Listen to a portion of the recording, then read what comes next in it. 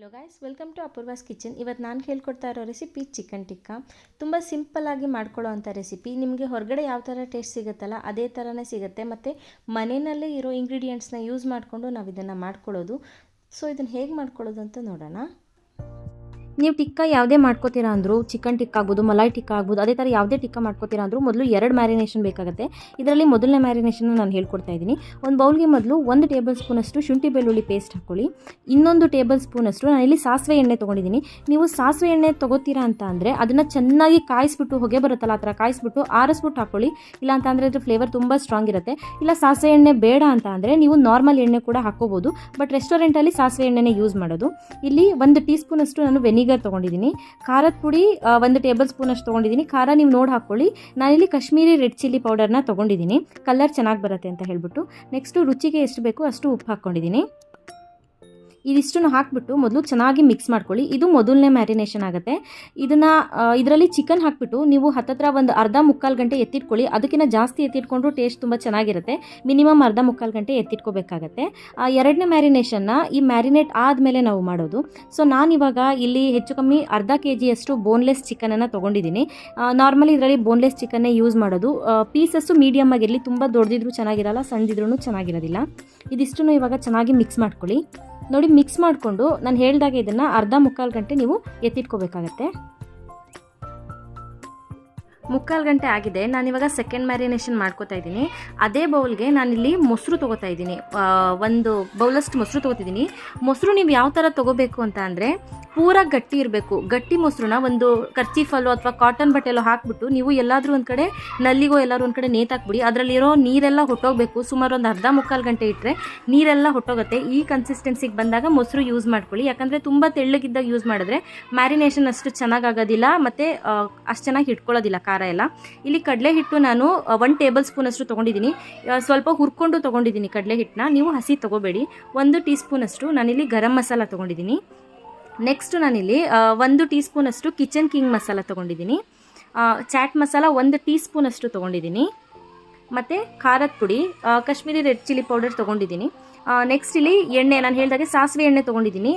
ಕಾಯಿಸ್ಬಿಟ್ಟು ತೊಗೊಳ್ಳಿ, ನಾನು ಪದೇ ಪದೇ ಹೇಳ್ತಾ ಇದ್ದೀನಿ. ಇಲ್ಲಾಂದರೆ ತುಂಬ ಸ್ಟ್ರಾಂಗ್ ಫ್ಲೇವರು, ಸ್ಮೆಲ್ಲು ಕಾಯಿಸುವಾಗ ತುಂಬ ಸ್ಟ್ರಾಂಗ್ ಆಗಿರುತ್ತೆ, ಆಮೇಲೆ ಕಮ್ಮಿ ಆಗುತ್ತೆ.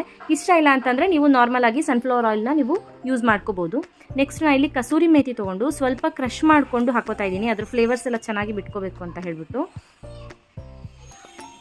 ನೆಕ್ಸ್ಟು ನಾನಿಲ್ಲಿ ಅಜ್ವಾಯಿನ್ ತೊಗೋತಾ ಇದ್ದೀನಿ. ಅದನ್ನು ಅಷ್ಟೇ ಒಂದು ಸಣ್ಣ ಟೀ ಸ್ಪೂನಷ್ಟು. ಟೀ ಸ್ಪೂನ್ ಅಂದರೆ ಸಣ್ಣದಿರುತ್ತೆ, ಟೇಬಲ್ ಸ್ಪೂನ್ ಅಂದರೆ ದೊಡ್ಡದಿರುತ್ತೆ. ನೋಡಿಬಿಟ್ಟು ನೀವು ಹಾಕ್ಕೊಳ್ಳಿ. ನಾನು ಕರೆಕ್ಟಾಗಿ ಎಲ್ಲ ಕಡೆ ಮೆನ್ಷನ್ ಮಾಡಿದ್ದೀನಿ.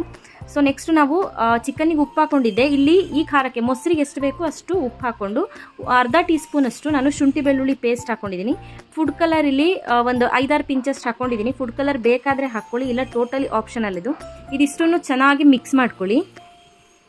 ನೋಡಿ, ಇಷ್ಟು ಥಿಕ್ನೆಸ್ಸೇ ಇರಬೇಕು. ನೀವು ಮೊಸರು ಹಾಕ್ಕೊಂಡ್ಬಿಟ್ರೆ, ತೆಳ್ಳಗಿರೋ ಮೊಸರು ಹಾಕ್ಕೊಂಡ್ಬಿಟ್ರೆ ಈ ಕನ್ಸಿಸ್ಟೆನ್ಸಿ ಇದು ಬರೋದೇ ಇಲ್ಲ. ಚಿಕನ್ನಿಗೂ ನೀಟಾಗಿ ಇಟ್ಕೊಳ್ಳೋದಿಲ್ಲ. ನೀವು ಬೇಯಿಸುವಾಗ ಚಿಕನ್ ಅಂದರೆ ಪ್ಯಾನ್ಗೆ ಹಾಕಿ ಬೇಯಿಸಿ, ಇಲ್ಲ ಮೈಕ್ರೋವೇವ್ಗೆ ಹಾಕ್ಬಿಟ್ಟು ಬೇಯಿಸಿ, ಎಲ್ಲ ಬಿಟ್ಕೊಂಡು ಬಿಡುತ್ತೆ.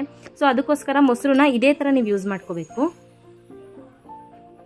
ಸೊ ಈ ಮಿಕ್ಸ್ಚರ್ಗೆ ನಾವು ಮೊದಲು ಮ್ಯಾರಿನೇಟ್ ಮಾಡಿಟ್ಕೊಂಡಿದ್ವಲ್ಲ ಆ ಚಿಕನನ್ನು ಹಾಕಿಬಿಟ್ಟು ಚೆನ್ನಾಗಿ ಮಿಕ್ಸ್ ಮಾಡ್ಕೊಳ್ಳಿ. ಇದನ್ನು ನೀವು ತುಂಬ ಹೊತ್ತೇನು ಇಡೋದು ಬೇಕಾಗಿಲ್ಲ. ಒಂದು 10ರಿಂದ 15 ನಿಮಿಷ ಇಟ್ಟರೆ ಸಾಕು. ತುಂಬ ಹೊತ್ತು ಮ್ಯಾರಿನೇಷನ್ ಮಾಡೋದು ಬೇಕಾಗಿಲ್ಲ. ಯಾಕಂದರೆ ನಾವು ಮೊದಲು ಅದನ್ನು ತುಂಬ ಮ್ಯಾರಿನೇಷನ್ ಮಾಡಿರ್ತೀವಿ, ಉಪ್ಪು ಖಾರ ಎಲ್ಲ ಚೆನ್ನಾಗಿ ಹಿಡ್ದಿರುತ್ತೆ. ಸೊ ಅದಕ್ಕೋಸ್ಕರ ಅಷ್ಟೇ ಸಾಕು. ನಾನಿವಾಗ ನಿಮಗೆ OTG ಸೆಟ್ಟಿಂಗ್ ಹೇಳ್ಕೊಡ್ತೀನಿ. ಚಿಕನ್ ಟಿಕ್ಕಾ ಮಾಡ್ಕೊಳ್ಳೋದು. ನಿಮ್ಮ ಹತ್ರ OTG ಇಲ್ಲ ಅಂತಂದರೆ ಟೆನ್ಷನ್ ಮಾಡ್ಕೊಳ್ಳೋ ಅವಶ್ಯಕತೆನೇ ಇಲ್ಲ. ಇದನ್ನು ಪ್ಯಾನಲ್ಲಿ ಹಾಕ್ಬಿಟ್ಟು ನೀವು ಒಂದು 2ರಿಂದ 3 ಸ್ಪೂನಷ್ಟು ಎಣ್ಣೆ ಹಾಕ್ಬಿಟ್ಟು, ತುಂಬ ಎಣ್ಣೆ ಹಾಕಬೇಡಿ, 2ರಿಂದ 3 ಸ್ಪೂನಷ್ಟು ಎಣ್ಣೆ ಹಾಕ್ಬಿಟ್ಟು ಪ್ಯಾನಲ್ಲಿ ನೀವು ಬೇಯಿಸ್ಕೊಳ್ಳಿ ಅಷ್ಟೇ. ಕಷ್ಟಪಡೋವಂಥದ್ದು ಏನಿಲ್ಲ. ಸ್ವಲ್ಪ ಬೆಂದ ಮೇಲೆ ನಾನು ನೆಕ್ಸ್ಟ್ ಸ್ಟೆಪ್ಪು ನಿಮಗೆ ಏನು ಮಾಡಬೇಕು ಅಂತ ಹೇಳ್ಕೊಡ್ತೀನಿ. ನೋಡಿ, ಫಸ್ಟು OTGನ ಆನ್ ಮಾಡಿಬಿಟ್ಟು ಇಲ್ಲಿ 2 ಕಾಯಿಲ್ದು ಸಿಂಬಲ್ ತೋರಿಸ್ತಾ ಇದೆ ಮೇಲೆ ಕೆಳಗಡೆ, ಅದಕ್ಕೆ ಇಟ್ಕೋಬೇಕು ನಾಬ್ನ. ನೆಕ್ಸ್ಟ್ ಇಲ್ಲಿ 230 ಡಿಗ್ರಿ ತೋರಿಸ್ತಾ ಇದೆಯಲ್ಲ, 230 ಡಿಗ್ರಿಗೆ ಹೈಯೆಸ್ಟ್ ನಿಮ್ದಿರುತ್ತಲ್ಲ ಅಲ್ಲಿಗೆ ನಾಬ್ ಇಟ್ಕೋಬೇಕು. ಟೈಮ್ನ ನೀವು 10 ಮಿನಿಟ್ಸಿಗೆ ಸೆಟ್ ಮಾಡ್ಕೊಳ್ಳಿ. ನೋಡಿ, ಈ ಥರ 10 ಮಿನಿಟ್ಸಿಗೆ ಸೆಟ್ ಮಾಡಿಕೊಂಡು ಜಸ್ಟ್ ನೀವು ಒಂದು ಸತಿ ಪ್ರೀ ಹೀಟ್ ಮಾಡ್ಕೊಳ್ಳಿ. ಇದನ್ನು ಪ್ರೀ ಹೀಟ್ ಆದ ತಕ್ಷಣ ಸೌಂಡ್ ಬರುತ್ತೆ. ನಾನು ಅವಾಗ ನಿಮಗೆ ತೋರಿಸ್ತೀನಿ. ನೋಡಿ, ಇಲ್ಲಿ ಚಿಕನ್ ಮ್ಯಾರಿನೇಟ್ ಮಾಡಿಬಿಟ್ಟು ಇಟ್ಟಿದ್ನಲ್ಲ, ಚೆನ್ನಾಗಿ ಮ್ಯಾರಿನೇಟ್ ಆಗಿದೆ ಅದು. ಇವಾಗ ನೀವೇನು ಮಾಡಬೇಕಂದ್ರೆ ಈ ಥರದ್ದು ಸ್ಟೀಲ್ ರಾಡ್ ಸಿಗುತ್ತೆ, ಇಲ್ಲಾಂದರೆ ಮರದ ರಾಡ್ ಸಿಗುತ್ತೆ. ಮರದ ರಾಡ್ ಆಗಿ ನೀವು ಅದನ್ನ ನೆನೆಸ್ಬಿಟ್ಟು OTG ಒಳಗಡೆ ಇಡಬೇಕು. ಹಾಗೆ ಇಟ್ಟರೆ ಬರ್ನ್ ಆಗೋ ಚಾನ್ಸಸ್ ಇರುತ್ತೆ. ಇದಕ್ಕೆ ನೀವೇನು ಮಾಡಬೇಕಂದ್ರೆ ಇವಾಗ ಚಿಕನನ್ನು ಈ ಥರ ಚುಚ್ಕೋತಾ ಹೋಗಿ ನೋಡಿಲಿ.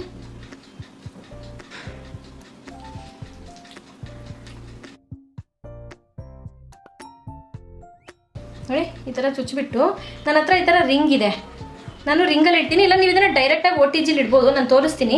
ಅಕಸ್ಮಾತ್ ಏನಾಗುತ್ತೆ ಅಂತ ಅಂದರೆ ಕೆಳಗಡೆ ಆ ಗ್ರಿಲ್ಲಿಗೆ ಟಚ್ ಆದರೆ ಸ್ವಲ್ಪ ಅಂಟ್ಕೊಂಡು ಬಿಡುತ್ತೆ. ನಾನು ಅದಕ್ಕೋಸ್ಕರ ಈ ಥರ ರಿಂಗ್ ಮೇಲೆ ಇಟ್ಟಿದ್ದೀನಿ. ನಿಮ್ಮ ಮನೇಲಿ ಏನೇ ಇದ್ರೂ ಆ ಥರದ್ದು ನೀವು ನೋಡಿಬಿಟ್ಟು ಇಟ್ಕೋಬೋದು. ನೆಕ್ಸ್ಟ್ ನಾನು ಇನ್ನೊಂದು ಮಾಡ್ಕೋತಾ ಇದ್ದೀನಿ. ಇದು ರಿಂಗ್ ಆಪ್ಷನಲ್, ಬೇಕಂದರೆ ನೀವು ಇಟ್ಕೊಳ್ಳಿ, ಇಲ್ಲ ಅಂತಂದರೆ ಅವಶ್ಯಕತೆ ಏನಿಲ್ಲ.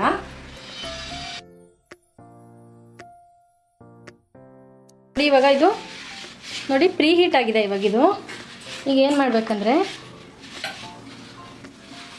ನಿಧಾನಕ್ಕೆ ಓಪನ್ ಮಾಡಿ ಹುಷಾರಾಗಿ ಸೆಂಟರ್ ರ್ಯಾಕಲ್ಲಿ ಇಡಿ.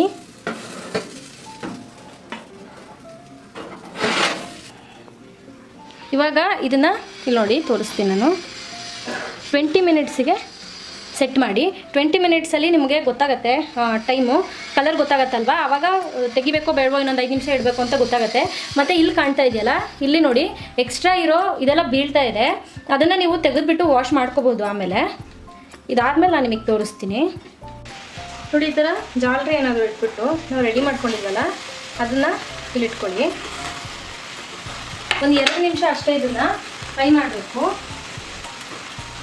ನೋಡಿ ಬೆಣ್ಣೆ ಬರುತ್ತಲ್ಲ, ಬೆಣ್ಣೆನ ಇದ್ರ ಮೇಲೆ ಹಚ್ಚಿಬಿಟ್ಟು ಹಿಂಗೆ ತಿರುಗಿಸ್ಕೊಳ್ಳಿ.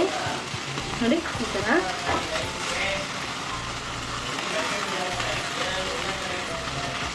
ಈಗ ಪ್ಯಾನಲ್ಲಿ ಮಾಡ್ಕೊಂಡಿರ್ತೀರಾ ಅಂದ್ಕೊಳ್ಳಿ, OTG ಇಲ್ಲ ಒಂದು 4-5 ಸ್ಪೂನ್ ಎಣ್ಣೆ ಹಾಕ್ಕೊಂಡು ನೀವು ಪ್ಯಾನಲ್ಲಿ ಬೇಯಿಸ್ಕೊಂಡಿರ್ತೀರಾ ಅಂದ್ಕೊಳ್ಳಿ. ಅದನ್ನು ಕೂಡ ಇದೇ ಥರನೇ ಒಂದು ಜಾಲರ ಮೇಲೆ ಇಟ್ಬಿಟ್ಟು ಸ್ವಲ್ಪ ಬೆಣ್ಣೆ ಅಥವಾ ಎಣ್ಣೆ ಹಚ್ಚಿಬಿಟ್ಟು ಬೇಯಿಸ್ಕೊಳ್ಳಿ. ಏನಕ್ಕೆ ಬೆಣ್ಣೆ ಅಥವಾ ಎಣ್ಣೆ ಹಚ್ತೀವಿ ಅಂತ ಅಂದರೆ ಡ್ರೈ ಆಗಬಾರ್ದು ಬೇಗ, ಮತ್ತು ಮಾಯಿಶ್ಚರ್ ಇರಬೇಕು ಚಿಕನಲ್ಲಿ ಅನ್ನೋದಕ್ಕೋಸ್ಕರ ಬೆಣ್ಣೆ ಹಚ್ಚಿದ್ರೆ ಫ್ಲೇವರ್ ತುಂಬ ಚೆನ್ನಾಗಿರುತ್ತೆ. ಸೊ ನೋಡಿದ್ರಲ್ಲ ಚಿಕನ್ ಟಿಕ್ಕಾ ಹೇಗೆ ಮಾಡ್ಕೊಳ್ಳೋದು ಅಂತ, ತುಂಬ ಈಸಿಯಾಗಿ ಮನೆಯಲ್ಲಿ ರೆಡಿ ಮಾಡ್ಕೋಬೋದು. ನಿಮಗೆ ಪ್ಯಾನಲ್ಲಿ ಮಾಡಬೇಕು ಅಂತ ಅಂದರೆ, ಪ್ಯಾನಲ್ಲೂ ಮಾಡಿರೋ ತೋರಿಸ್ಬೇಕಂದ್ರೆ ನನಗೆ ಕಮೆಂಟ್ ಸೆಕ್ಷನಲ್ಲಿ ಕಮೆಂಟ್ ಹಾಕಿ, ನಾನು ಆ ರೆಸಿಪಿ ಕೂಡ ನಿಮಗೆ ಮಾಡಿಬಿಟ್ಟು ತೋರಿಸ್ತೀನಿ. ಸೊ ಇವತ್ತು ನಾನು ಮಾಡಿದ್ದು ವಿಡಿಯೋ ನಿಮಗೆಲ್ಲ ಇಷ್ಟ ಆಗಿದೆ ಅಂತ ಅಂದ್ಕೊಂಡಿದ್ದೀನಿ. ಇದೇ ಥರ ರೆಸಿಪೀಸ್ಗೋಸ್ಕರ ನನ್ನ ಚಾನಲ್ಗೆ ಸಬ್ಸ್ಕ್ರೈಬ್ ಮಾಡಿ, ಹಾಗೆ ಲೈಕ್ ಮತ್ತು ಕಮೆಂಟ್ ಮಾಡೋದನ್ನು ಮರಿಬೇಡಿ. Thank you.